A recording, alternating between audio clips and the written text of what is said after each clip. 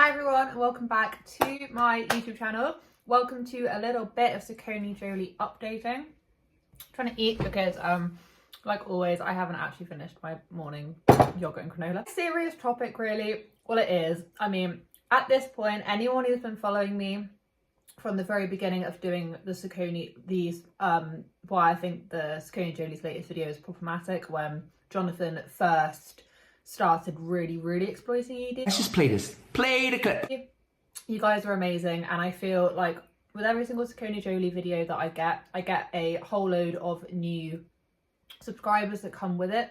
And I just want to say that if you at any point in me mentioning anything, if I don't go into extreme detail, it's usually because I've mentioned it before. And if you go in my Let's Discuss playlist, so this is probably like blatantly obvious, but you go into my Let's Discuss playlist, there's so many other Sacconejoly videos that I have done in amongst other videos about other people. But if you go onto there, if you're at any point like, what is she talking about? if any questions at all, I'm nearly always in the comment sections anyway, so I will reply to you. But if you want like an in-depth analysis or like whatever, if you want to know about that particular thing in detail, please just go and check out any of my last videos, because I've literally been covering most of the things that they've been doing. So with that out of the way, actually now I'm going to discuss the Sacconejoly documentary that is going to be coming out. For all of you guys that don't know, Jonathan Joly has taken it upon himself. He's really been listening to what the audience wants, where they want to hear Edie tell her story, which, yes, everyone has been asking for this,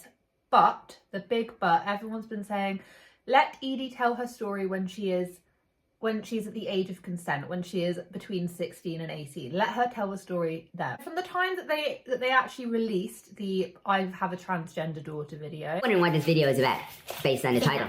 No, based on the title of this video. So before we get started, to now, it's been such a whirlwind of just everything happening all at once. We've had the new name, we've said goodbye to the old name, we've had gender reveal party, various different radio shows on I don't want to do child link content, and I want the world to be a safe space for my daughter, and all of this kind of stuff.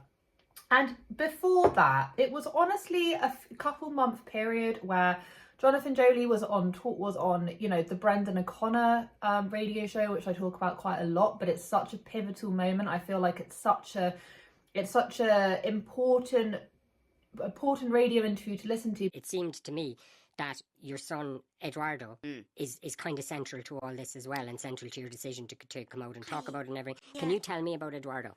I can talk from an observing point of view. I am not Eduardo. I understand. So, Eduardo likes to that's what I'm saying. wear It's dresses and during stuff, that time. and, you know, been very public with Eduardo No, that's what I'm saying. of him and everything. I'm okay with it, but okay, I'm right. saying if you know somebody who may be presenting with identity problems, Oh Jesus, do Jonathan! not I would go not. up to I them. would not talk to anyone who was in a delicate place. that's why I'm trying to answer Okay. for Eduardo, but Yeah. I can't answer for Eduardo because Eduardo, you know, I've asked him, you know, it's like, you know, some days he'll be a girl and some days he'll be a boy. Edie doesn't want to be known as anything right now. We have Instagram reels of Instagram reels of Edie saying that she wants to be a boy and all of this kind of stuff. And I'm not dismissing what she does or does not want to be, but I'm just pointing out that all of this, everything I've just mentioned, hasn't been within a couple year period or even a year long period. It's all happened so quickly.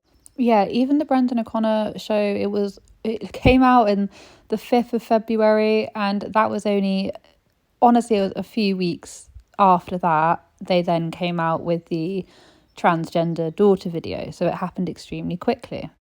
That I feel like Jonathan, and I say Jonathan because Anna just seems completely out of the loop with anything that's going on, and I don't know whether or not that's because she's complicit, which I kind of feel like she is at this point. All that being said, we've now been brought to the attention of Jonathan is going to release a new documentary, and I actually did a community tab on this, and it had so many, I think it was literally like 98% or 99% of people say that this is wrong. like what Jonathan is doing is wrong and it is all about the money. I think there's around 800 odd votes, which is the most out of any poll I've ever done. So you can already see where a lot of my audience is coming from and where you most likely, based on that sort of number, where you might be coming from as well. I just want to play with that idea a little bit about it all being about the money, because at first I wasn't really so sure, but actually having gone through his past posts and having really looked into what Jonathan is saying in terms of their house and about their tuition fees and all of this kind of stuff, I do believe that this is primarily about the money. I don't feel like by him pushing Edie into the spotlight at such a young age is doing her any service. It's doing her a massive disservice. I've said this from the very beginning. It's great if she wants to transition. That's wonderful. That's amazing. But can it just not be kept for themselves? So far, all we've got is just production piece after production piece of you only have to go on their YouTube channel to see it. You only have to go on their TikTok to see it. Also, on their TikTok, a couple of their comments are absolutely spot on and Jonathan is busy deleting. One that says, how have they gone from deleting videos for the kids' privacy to a documentary? He'll stop at nothing. This is so true. He just jumps into, he's a chameleon. He just goes into any single thing that will fit his narrative. It's 100% true. It's not actually being handled very well. There's been no mention of Edie going and talking to a licensed professional about this, which I believe is something that you should be doing. I don't mean like seeking medical I don't mean that. I mean literally just talking to someone. Mentioned it in passing once, and I think it's because he got hounded so much for it. But where is all of that? There's been no topic of conversation about that. And you might be saying, yeah, because that's quite personal. Isn't all of this personal?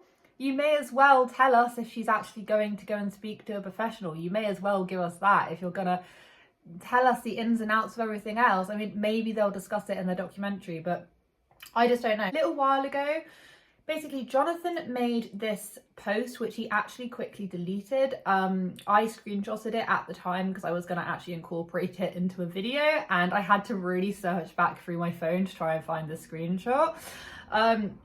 But he basically made a post saying, sometimes I miss the days when rent was our biggest expense.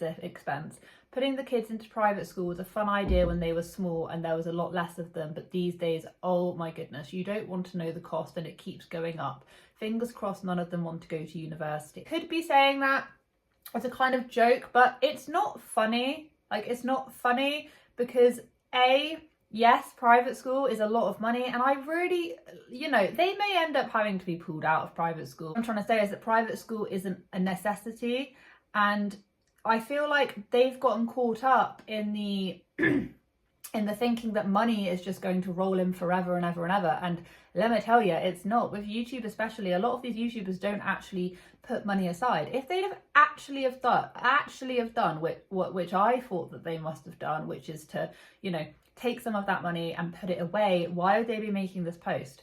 I didn't screenshot them, but Jonathan around this period was also talking about how heating prices is going up and how they're not going to be able to have the heating on that much and all this kind of stuff.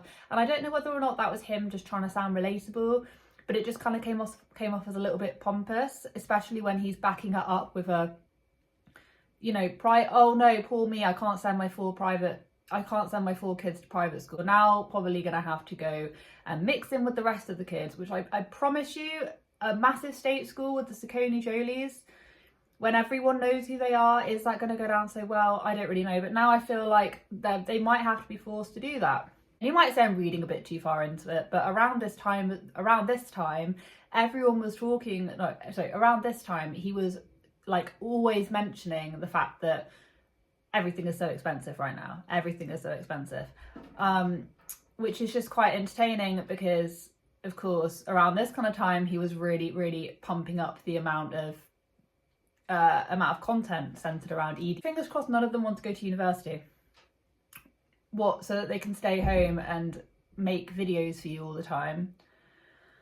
Oh, he drives me absolutely around the bend. So that's Exhibit A. And then Exhibit B was something he actually posted. Oh, and as well as that, he actually took this post down. So there's that. Let me just get it up. Okay, exhibit B is how I think this is more centered, how this documentary is more centered around money and the fact that they need more money, is because he did a post which, yeah, it may have been baiting people like me to make a video on it, but he did say in his post, he was doing the gardening and he said, it'll be sad when I had to leave this place and all this kind of stuff. And I'm just like, it's like, well, it'll be sad when we have to leave this place. And it's like, what, so you are planning on moving? Are you planning on downsizing? I don't know. I feel like he's just sort of trying to reel us in with the, are they going to move? Are they not? That combined with the fact that he's now panicking about taking the kids out of private school, coupled with the fact that he says YouTube is his biggest earner and that is how they make all of their money, and the fact that now they've had to put everything back on and they're now forcing themselves to make YouTube videos, which they're not really forcing themselves to do anything at this point because they don't really upload. And then yesterday he dropped the bombshell of wanting to hand over the keys to Edie and Amelia so that they could pursue a toy review and a dress up or something like that channel, which, yes, they do exist. You do have kid toy reviews, and let me tell you, they are the worst. They are the absolute worst of the worst. There's one thing, mummy vloggers, you know what, don't show your kids that much. That's absolutely fine. They can pop in and out, you can make a few things, I don't mind. I'm happy with that. I've made a few videos like that myself. Family vloggers, I really don't like them. I think they're exploitative. Kid toy review channels where it's just solely the kids playing with the stuff, I think that there's something wrong with it. Jonathan's now being tempted to do that. He even replied. He said that he wasn't sure whether or not he always said he didn't want to hand over the keys. So literally just as I was about to start processing this video, Jonathan has just said that he's wanting to like erase himself from the channel and he just wants it to be the kids, and he's just been like basing us with this trailer of just the kids in it, which I'm not going to show you because obviously I don't really like showing their kids on my channel.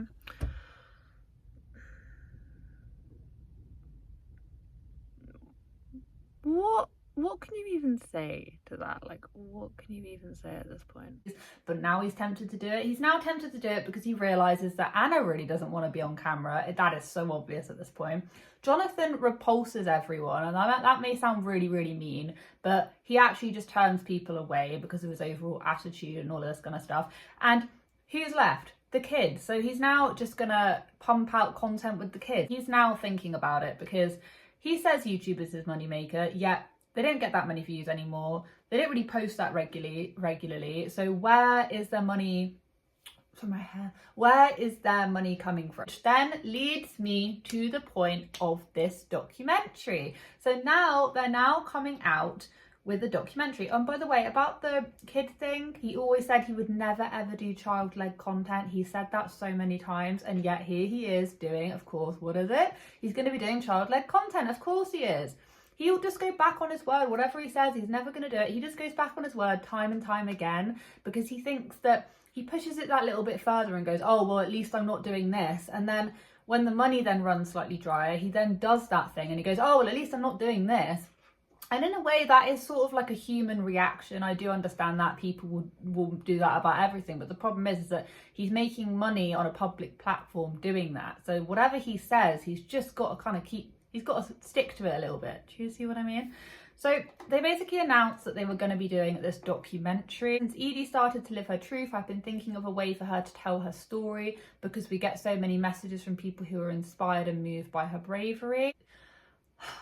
What story? I mean this in the nicest possible way. Maybe I'll be enlightened when I see it. But for such a long time, Jonathan was adamant that Edie was a boy and Edie just wanted to be known as her former name and all of this kind of stuff, and that was the way it was. We even heard it from Edie that is the way she wanted it, and now all of a sudden she has a whole story. I'm not dismissing the fact that she does have an element of storytelling in her, but she's 8. We have to bear that in mind. Someone who's in their 20s who's looking back, or even in their late teens who's looking back and has gone through all these different changes. We're talking about an 8-year-old girl. I can't help but feel like how much is there to tell?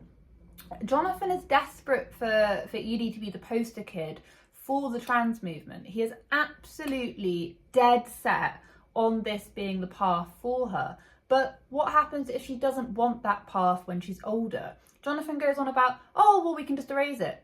We've got a magic solution, we can erase it. How are you going to erase a documentary that's not even on your own channel? I don't actually believe that it is on his channel, because he was then talking about where it's going to be aired and things. I assumed that he just hired a documentary and crew to be then doing a documentary, like hired it, which he did say, he said we've hired people, but actually I'm not entirely sure, because he then said that he'd let everyone know where it was being aired, so it's a little bit confusing. It's like, did you hire these people to film something but you've created it, or have you been asked to create a documentary for a different program? Very little sense, and I'm just like, why?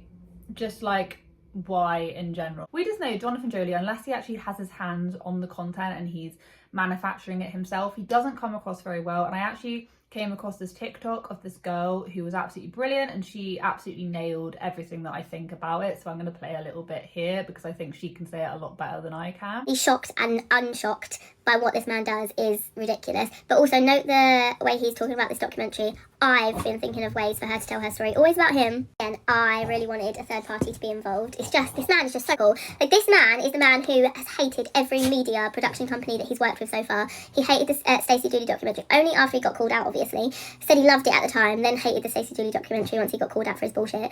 Said he loved the Sky News interview, then hated it when he got called out for the fact that he said that Edie came to him and said that she's going to be a mum, right? She's going to have kids, right? And then literally a week before, Edie was on camera saying that they don't want to be a mum, they don't want to have kids, and that they were a boy. So he just gets called out for his hypocrisy. Yeah, he doesn't come across very well with his audience when he does decide to give away, to give control to other people. Even in the recent Sky I thought it was absolutely awful. First, I didn't think this would be about the money, but now I'm just convinced it is. Just looking at all of the stuff, I'm just convinced he is, which just makes zero sense, because he's always flashing, you know, even something so little as Anna's car window. They can say all they want, oh, we couldn't get it into a mechanic and all this kind of stuff. That thing was broken for so long. Jonathan went over and tried to fix the thing. If you don't know what I'm talking about, Anna's Range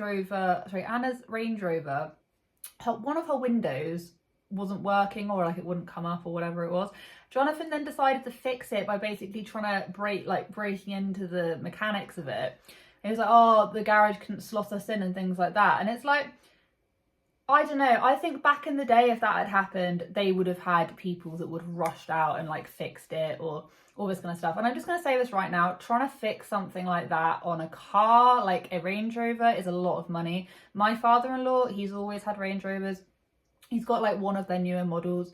It's stunning, absolutely beautiful car, but we live in the middle of nowhere, Wales. So if he wants to get that thing fixed, it is so expensive, and he ends up having to actually give it into either an Audi garage or a Range Rover garage. The Audi garage near us also does mechanic work on Range Rovers. I don't know, it makes zero sense.